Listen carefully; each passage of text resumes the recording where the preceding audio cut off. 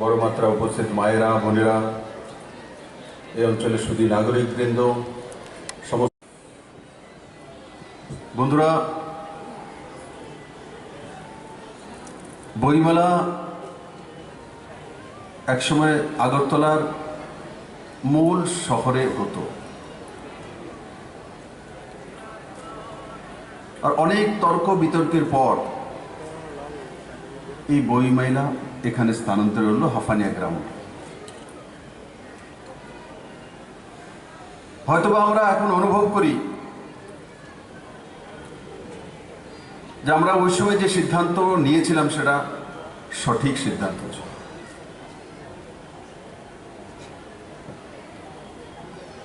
যারা book seller আছেন, publishers আছেন, তারাও যদি দেখেন, আমার কাছে যে ডেটা এসছে কালকে পর্যন্ত, যে 1,1,50,000 প্লাস আজকে যেটা রয়েছে সেটাও 5-7 লাখ টাকা অ্যাড হবে আনুমানিক। তার মানে ওই সময় যে বলা হতো যে এখানে নিয়ে আসলে বিক্রি হবে না, এখানে আসবে না লোক, এমন না। আমি আদরণীয় মন্ত্রীজির সঙ্গে কথা বলছিলাম যে প্রতিদিন কতজন করে লোক সমাগম হচ্ছিল, কত বিক্রি হচ্ছিল, স্বাভাবিকভাবে সেটা জানা দরকার। আর সবচাইতে বড় বিষয় হলো, ওখানে যখন বইমেলা হতো সেটা একটা অস্থায়ী ব্যবস্থা তৈরি করা হতো স্টলের। এখানে স্থায়ী স্টল বানানো আছে, তাকে শুধু সাজসজ্জা করতে হয়। আর শহর থেকে একটু দূরে যদি সমাগম হয় তো সেটা যে ট্রাফিকের নিয়ম কানুনগুলো রয়েছে, জনসমাগমের যে ব্যবস্থা রয়েছে, সেটাকেও সুদৃঢ় করে। আপনি দেখুন, এত সুন্দর বড় প্রাঙ্গণ, হাফানিয়া গ্রাউন্ডের থেকে বড় প্রাঙ্গণে কোনোদিন আগরতলাতে বইমেলা হয়েছিল কি কেউ আমাকে বলতে পারে? কারণ কি আগরতলাতে ভেতরে এত বড় প্রাঙ্গণ নেই।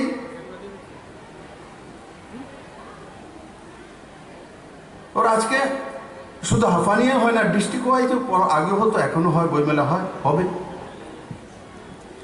আর আজকাল তো ডিজিটাল অনলাইন, তার মধ্যে দিয়ে বই পড়া, তাকে বুক করা, তার ব্যবস্থা, ই বুকস এগুলো রয়েছে। কিন্তু তারপরেও বইয়ের গুরুত্ব আলাদা রয়েছে। বন্ধুরা, বইমেলার বিষয়ে এই কটা দিন আমরা বিভিন্ন বক্তার মাধ্যমে, প্রথম দিন যখন ইনোগ্রেশন হয়েছিল সেদিন আমরা শুনেছি, আর সঙ্গে সঙ্গে বিভিন্ন সাংস্কৃতিক অনুষ্ঠান, বিভিন্ন কার্যক্রম, ও তার মধ্য দিয়ে মানুষের মধ্যে জাগরুকতা ও তার প্রচার প্রসার। আজকে বইমেলা শেষ হয়ে যাবে, তো আমরা এখান থেকে কি নিয়ে যাব? মেলা হয়েছে, কেউ রোজগার করেছে, কেউ কম করেছে, কেউ বেশি করেছে। কে মেলা বই বিক্রির জন্য কি করা হয়? এটা একটা, যারা বুক সেলার আছে তাদের একটা রুটিন বিজনেসের একটা অঙ্গ থাকে। বাস্তবে বইমেলাগুলো করা হয় উৎকৃষ্ট সমাজ ব্যবস্থা নির্মাণের জন্য। সঙ্গে পুরনো বাজেটের সঙ্গে 1 বছর পরের বাজেটের ডিফারেন্স 4,300 কোটি টাকা, কোভিডের পরেও। আজকে যে আমাকে ডেটা দেওয়া হচ্ছে যে এখানে বিক্রি বেশি হয়েছে, এই পর্যন্ত 1 কোটি, কালকে পর্যন্ত 1,1.5 লাখ টাকা বিক্রি হয়ে গেছে। যেই ইকোনমি কথা আমি বলছি তা প্রমাণ করে।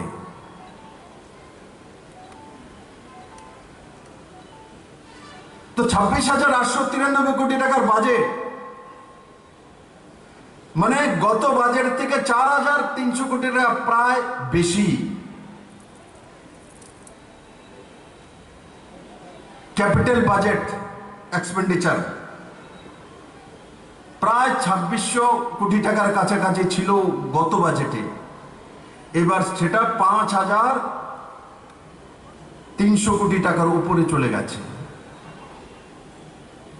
তার মানে ক্যাপিটাল এক্সপেন্ডিচার ডাবলের চাইতে বেশি। কটা রাজ্যের মধ্যে ক্যাপিটাল এক্সপেন্ডিচার ডাবলের চাইতে বেশি পেশ করতে পেরেছে আমরা জানি কি? আমার কজন সাংবাদিক বন্ধুরা সেই বিষয়ে লিখেছেন? কেউ কেউ লিখেছেন যে 4,300 কোটি টাকা বাজেট গত বাজেটের থেকে বেড়েছে।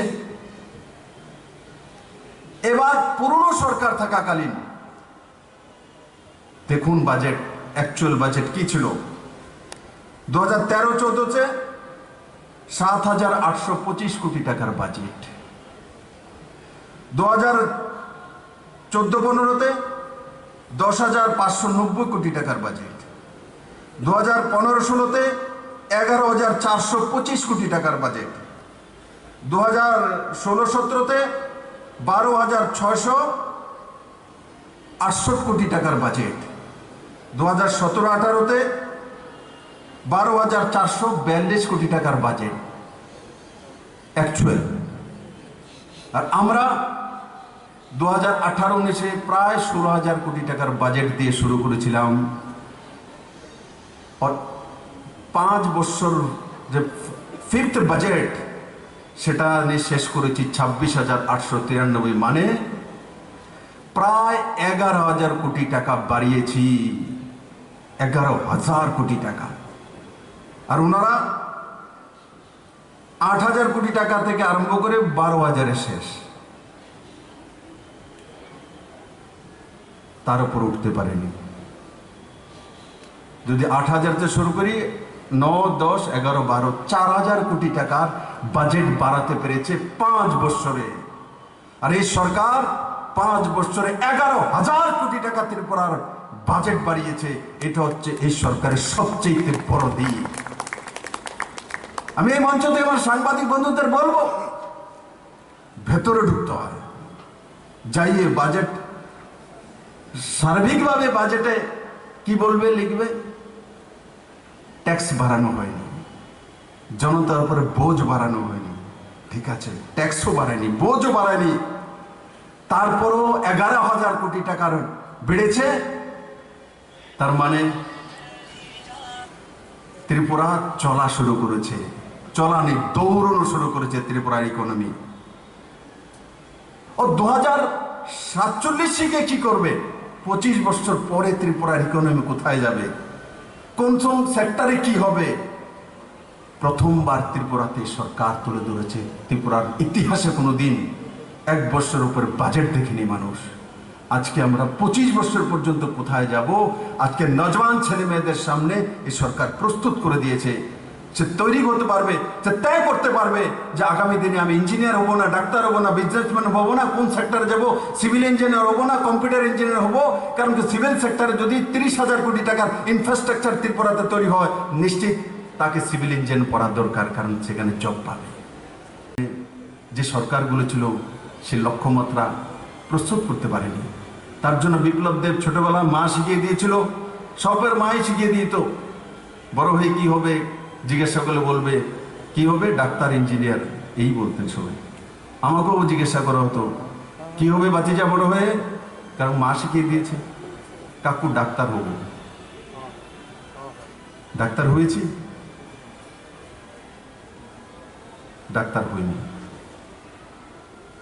আজকের ছেলে মেয়ে তয় করতে পারবে বড় হয়ে কি হবে, কারণ 25 বছরের রূপরেখা থেকে এর মা বাবা আরো নির্ণয় করে নেবে আমি এটা হব, হয়েও যাবে। ত্রিপুরা সেই দিশাতে প্রস্তুত হয়ে গেছে। পরিবর্তন যখন হয় আমরা অ্যাসেস করতে পারি না, এটা মনে হচ্ছে আপনি আপনি হয়, এমন না। আর এই হাফানিয়া প্রাঙ্গণ থেকে আমি বলছি, আগামী 5 বছরে ত্রিপুরার যে বাজেট সেটা 50,000 কোটি টাকার উপরে নিয়ে যাব, না হলে ত্রিপুরাকে উঠাবো কি করে? তাদের মতো প্রতি বছরে দেখেছেন তো বাজেটের নমুনা 200 কোটি টাকা বাড়ে, আরেকবার তো কমে গেছে 16, 17, 17, 18 তো উল্টা কমে গেছে এদের অ্যাকচুয়াল বাজেট। ত্রিপুরাকে কিভাবে উঠাবে? তার রাস্তাই তৈরি করা হয়নি। আজকে নতুন দিশায় চলা শুরু করেছে। অনেকের কাছে এগুলো নতুন মনে হবে, এগুলো নতুন নয়, এগুলো শেখার দরকার আমাদের ছেলে মেয়ে, সমাজ ব্যবস্থা। তবে তাদের মধ্যে কনফিডেন্স লেভেল আসবে যে না, আমার ত্রিপুরা ওখানে যাবে তো আমার ছেলে রোজগার নিশ্চিত করবে। ছেলের মধ্যে কনফিডেন্স লেভেল প্রথম থেকে ডেভেলপ হয়ে যাবে। আগে না জেনে কিভাবে লক্ষ্য তয় করব? আলটিমেট গোল পোস্ট যদি নাই দেখি, তার নির্ণয় কিভাবে করব? আজকে ত্রিপুরার ছেলে মেয়েদের কমসে কম 25 বছর পর্যন্ত কি কি হবে তার একটা রূপরেখা তার সাথে চলে এসছে। বন্ধুরা, মানুষ আর নির্ণয় করতে পারবে যে আমার ভবিষ্যৎকে আমি কোথায় যাব, কতটা যাব, ওর কাকে সঙ্গে নিয়ে যাব। বসিয়ে দিয়েছে, বলছে গ্রাজুয়েট ছেলেকে ধান খেতে যাওয়ার জন্য, গাই পালার জন্য, মৎস্য চাষ করার জন্য। কিন্তু আজ ত্রিপুরা আমরা কোথায় গেছে? যখন রবীন্দ্র ভবনে বায়োফ্লক্সে কাজ করার জন্য একত্রিত হয়েছে 1000 লোক, 1500 লোক বায়োফ্লকে কাজ করবে। ভিড়ের মধ্যে গিয়েছি, বিশাল করে একটা ছেলে আমাকে দাঁড়িয়ে বলে, স্যার আমি ইঞ্জিনিয়ার, আমি এনআইটি থেকে ইঞ্জিনিয়ারিং করেছি, আপনার ভাষণ আমি এনআইটিতে শুনেছিলাম তখন 2018-তে। আর আমি তারপর থেকে আমার একটা পুকুর আছে আর 2টা লিজ নিয়ে মাছের চাষ করি। আজকে আমি হাজার হাজার টাকা মাসে রোজগার করি। চাকরি যখন হবে তো দেখা যাবে, কিন্তু আজকে আমি স্বরোজগারী মানুষ, 10 জনকে রোজগার দিই।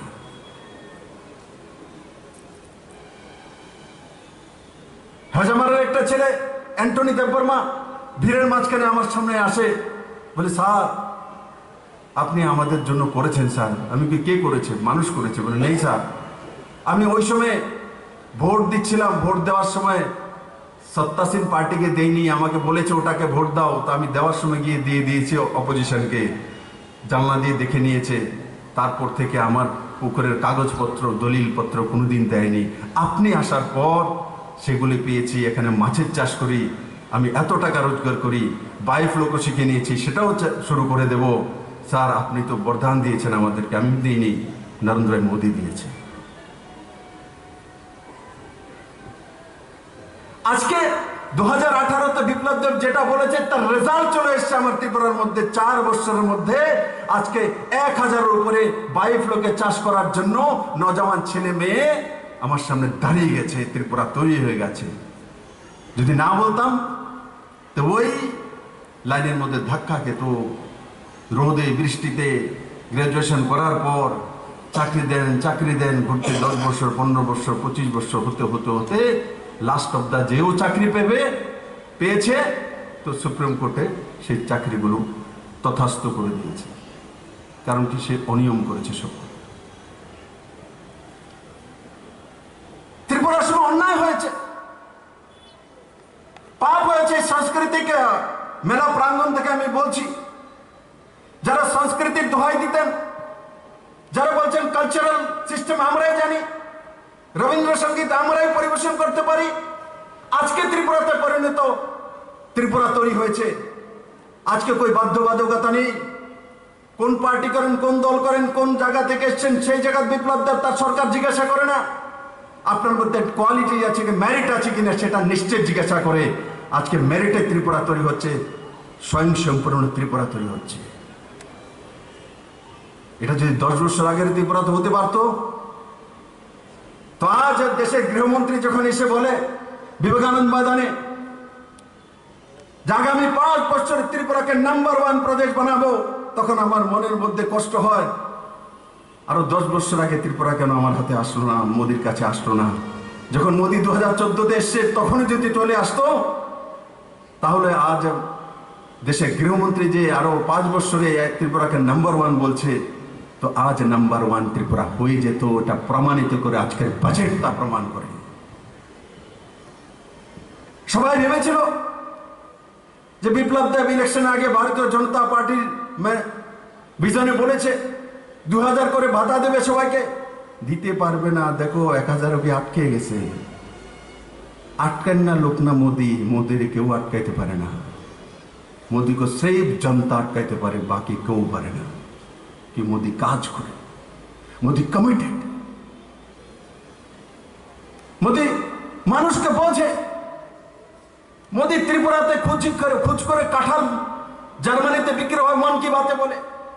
মোদি খোঁজ করে ত্রিপুরাতে অ্যাপেল কুল বিক্রি করে 5 লাখ টাকা রোজগার করে প্রকাশ চাকমা তার নাম বলে। কে সে বাছর বছর দিয়ে সে ব্যক্তির নাম বলে। ত্রিপুরার বিষয়ে কোন প্রধানমন্ত্রী কোনদিন বলেছে তার উদাহরণ আছে? কোন উদাহরণ নেই। ঠাঙ্গা ডানলংকে পদ্মশ্রী পুরস্কার, তিনটি পদ্মশ্রী পুরস্কার ত্রিপুরাতে জনজাতি সমাজে পেয়েছিল। ত্রিপুরাতে জনজাতি সমাজে তিনটি উৎকৃষ্ট পুরস্কার কোনোদিনও পায়নি। কেউ অ্যাপ্লিকেশন লাগিয়েছিল, মোদির কাছে কেউ গিয়েছিল? আপনি খুঁজে বের করেছে। ঠাঙ্গা ডাললংকে হয়তো বা ওই বস্তির লোক বের করতে পারেননি, নরেন্দ্র ভাই মোদি বের করে নিয়ে এসছে।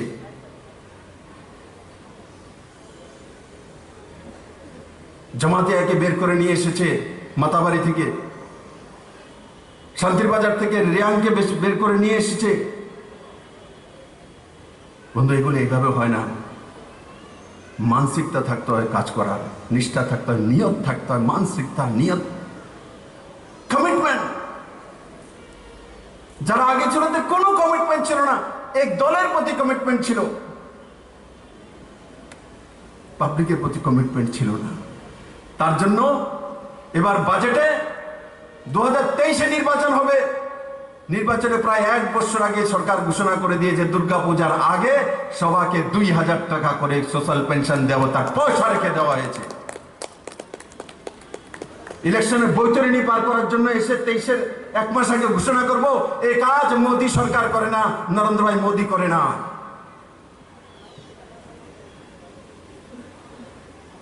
5 কিলো করে ত্রিপুরার প্রায় 6 লাখ পরিবারের কাছে ফ্রি চাউল যায় মোদি। নির্বাচন দেখে মোদি করেনি, 2 বছর যাবৎ খাওয়াচ্ছে, আবারও 6 মাস এক্সটেনশন করে দিচ্ছে সেপ্টেম্বর পর্যন্ত। এক সময় ত্রিপুরাতে চাউল নেই, খাদ্য নেই, বস্ত্র নেই, এগুলোর আওয়াজ উঠতো, আন্দোলন হতো। আজকে এগুলোর আন্দোলন হয় না, কিন্তু তাদের ভাষাগুলি যায়নি। যখন প্রেস কনফারেন্সে বলবে বসে, তখন খাদ্য নাই, বস্ত্র নাই, অস্ত্র নাই। কে বলেছে? আর 6 লাখ পরিবারের কাছে তো 5 কিলো করে চাউল প্রতি ব্যক্তি ফ্রিতে যায়। ইপিডিএস সিস্টেমে বিপিএল আর অন্তোদয় পরিবারের কাছে 2 টাকা করে চাউল অতিরিক্ত যাচ্ছে, আটকায়নি কেউ। আর রেশন শপগুলোর মধ্যে আগেরকার সময় চাউল, লবণ, কেরোসিন, চিনি দিত, কেন্দ্র সরকার ভর্তিকে দেনা বলে বন্ধ করে আন্দোলন করিয়ে দিয়েছে। আজকে রেশন শপগুলোর মধ্যে কি পাওয়া যায়? চাউল পাওয়া যায়, চিনি পাওয়া যায়, কেরোসিন তেল পাওয়া যায়, লবণ পাওয়া যায়, চাপাত্তা পাওয়া যায়, চাপাত্তা বয়ে রেখেছে, চাপাতা পাওয়া যায়, তারপর মশলা পাওয়া যায়, সয়াবিন পাওয়া যায়, ময়দা, সুজি, সাবান, মসুর ডাল। তারপর সেলফ হেল্প গ্রুপের মাধ্যমে বোনেরা যেগুলো তৈরি করবে সেগুলোকে বিক্রি করার অধিকার নোটিফিকেশন করে সরকার দিয়ে দিয়েছে। ত্রিপুরাতে মানুষ না খেয়ে মরবে। আমি এই সংস্কৃতির ময়দান থেকে এদেরকে বলি, কমসে কম লজ্জা থাকা, মুখটা তো বন্ধ করুন। কেন ত্রিপুরাকে বদনাম করুন? ত্রিপুরাতে কোনো মানুষ আর ভবিষ্যৎ না খেয়ে পাখিও মরবে না, মানুষ তো দূরের কথা, পক্ষী মরবে না ত্রিপুরাতে। ত্রিপুরার মানুষকে বদনাম করে রাখা হয়েছিল এক সময়, গরিব ত্রিপুরা, গরিব ত্রিপুরা, গরিব ত্রিপুরা, কিচ্ছু নেই আমাদের কাছে। কে বলেছে গরিব ত্রিপুরা? এবারও বাজেট পেশ করেছি, যে জিএসডিপি আগের চেয়ে বেটার পেশ করেছি। বড় বড় ইকোনমিস্টরা বলেছিল নরেন্দ্র মোদী সরকারকে যে কোভিডের পরিস্থিতিতে -31-এ চলে -32-এ চলে যাবে। -32-এ जाने +9 जीडीपी নিয়ে গেছে माननीय प्रधानमंत्री नरेंद्र मोदी। ये मोदी है। ভারতের ইকোনমি ধাক্কা খায়নি, ভারতের বিদেশি পুঁজি কমেনি।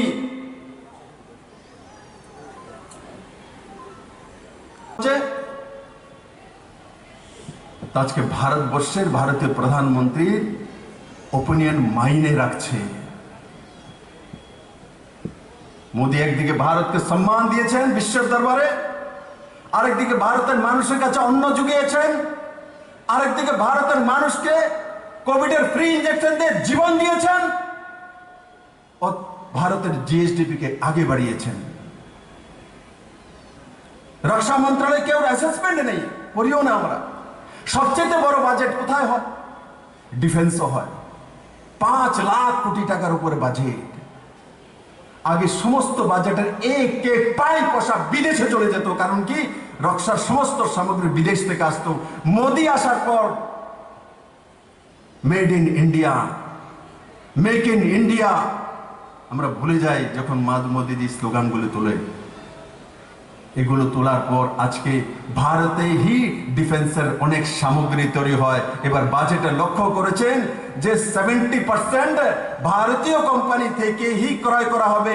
মেইনটেনেন্সের সমস্ত ব্যবস্থা 70% ভারতীয় কোম্পানিতে নেবে। তার মানে আমাদের যে খরচা সমস্ত বিদেশে চলে যেত, তার একটা সিংহভাগ এখন ভারতে হি থাকবে। তার ব্যবস্থা মোদি করেছে, অন্যরা করেনি। কেন? কারণ কি 5 লাখ কোটি টাকা শুধু বিদেশে চলে যাবে, ওখান থেকে সিধা 5% কমিশন চলে আসবে। যদি 5 লাখ কোটি টাকা হয় বাজেট, তার মধ্যে 3 লাখ কোটি টাকা যদি ক্রয় করি, মেনটেনেন্স হয় 3 লাখ ইন্টু 5%, 3 5 15, একসঙ্গে কত হাজার কোটি টাকা? কত হাজার কোটি টাকা হলো? এক ডিলে চলে আসে 1500 কোটি টাকা। भैया ये राजनीति ভারতে চলতো, মোদি এসে সেগুলো বন্ধ করেছে আর ভারতকে নতুন দিশা দিয়েছে। আজকে দেখছেন যে কোভিড হওয়ার পরও ভারতের ইকোনমি হিলছে না। মোদি যখন দেখছেন এইসব হচ্ছিল, কোভিডের মধ্যে ধীরে ধীরে ধীরে ধীরে ধীরে ধীরে 2-2.5 বছরের মধ্যে ডিফেন্সের সমস্ত সামগ্রী তৈরি করার ব্যবস্থা, তার মেনটেনেন্স করার ব্যবস্থা বিদেশ থেকে এনে কোলাবোরেশন করে মুম্বাইতে, তামিলনাড়ুতে, দিল্লির আশপাশে বসিয়ে দিয়েছে। তার কারণে আমাদের বাইরে যে টাকাটা চলে যেত সেটা এখন ভারতের বাজারের মধ্যে থাকার ব্যবস্থা করা। এটা হচ্ছে বড় অর্থনীতিবিদের সবচেয়ে বেহতরিন উদাহরণ। তাই বন্ধুরা, বিষয় বইমেলা, বিষয় সংস্কৃতি, কিন্তু মনে রাখবেন বইমেলা, সংস্কৃতি, রবীন্দ্রসঙ্গীত, নজরুল গীতি এসব থাকবে রাষ্ট্র যদি থাকে। রাষ্ট্র সর্বোপরি, দেশ সর্বোপরি। রাষ্ট্র থাকলেই এগুলি থাকবে। আজকে দেখুন না, যখন রাষ্ট্রের অস্তিত্ব বিপন্ন ইউক্রেনে, কই তার সংস্কৃতি, কই তার কলা। আজকে আমাদের পার্শ্ববর্তী দেশ পাকিস্তান, শ্রীলঙ্কা, কি তার অবস্থা? ত্রাহি শুরু হয়ে গেছে, ইকোনমি ধ্বস্ত হয়ে গেছে। কিন্তু ভারত নরেন্দ্র মোদীর নেতৃত্বে মাথা উঁচু করে দুনিয়ার সামনে দাঁড়িয়ে আছে। এটা মোদির জন্য হয়েছে। তাই বন্ধুরা, যারা সংস্কৃতি প্রেমিক আছেন, লেখক আছেন, লেখিকা আছেন, বুক সেলার, পাবলিশার্স, মনে রাখবেন আগে মাটি চাই, দেশ চাই, মিট্টি চাই, রাষ্ট্র চাই। তার জন্য আমাদের ভুললে হবে না, সংস্কৃতি এই মাটিতে রয়েছে। এই মাটিকে সঠিক রাখতে হবে, এই মাটিকে সামলিয়ে রাখতে হবে।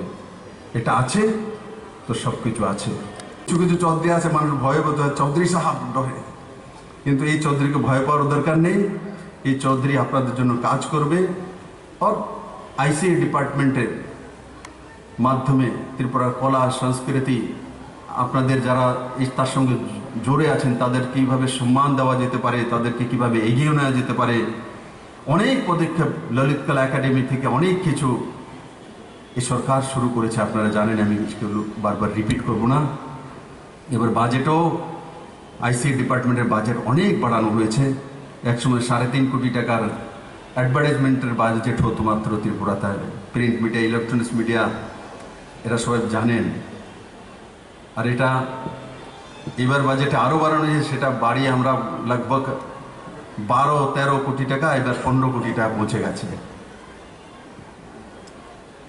তো তার জন্য আমি সবাইকে সাধুবাদ জানাবো। সবাইকে এই মেলা প্রাঙ্গণে আপনারা এটা সফল করে তুলেছেন, তার জন্য যারা আয়োজক মণ্ডলী রয়েছেন তাদেরকেও ধন্যবাদ। মধ্যে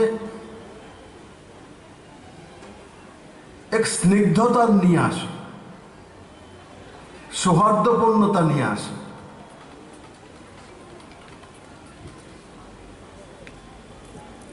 বন্ধুরা, যে কোনো বিষয়ে আমরা যাই না কেন, তার মধ্যে আর্থিক বিষয় জড়িয়ে থাকে, আর সর্বোপরি सांस्कृतिक व्यवस्था।